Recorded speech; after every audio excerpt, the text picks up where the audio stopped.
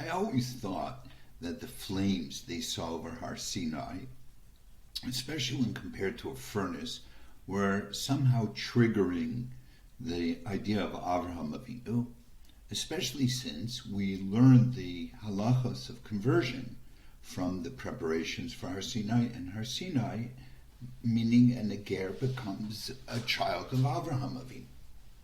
So I never had a question really that Avraham was a theme, but today I saw it in a sefer that's called Chesed Avraham,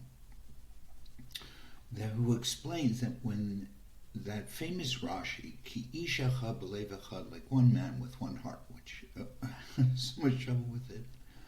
So the Chesed Avraham says, well, there's a pasuk in the 33rd chapter of Yechezkel that says, Echad haya Avraham.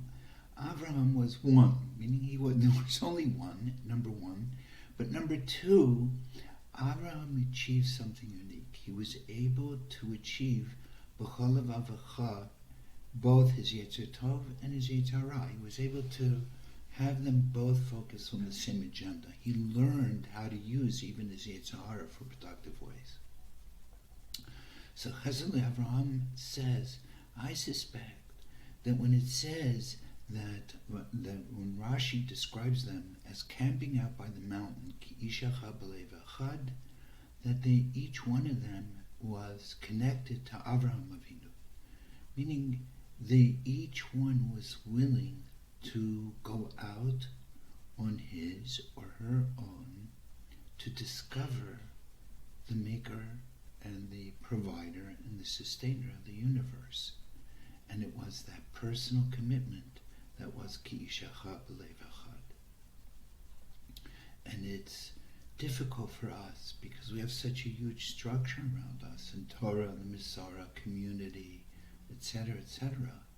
But I guess the Chesed Avraham wants us to remember that when we sit down in front of a Chumash, or even when we're entering into the Shemona Esrei, it's okay to enter as an Avraham Avinu.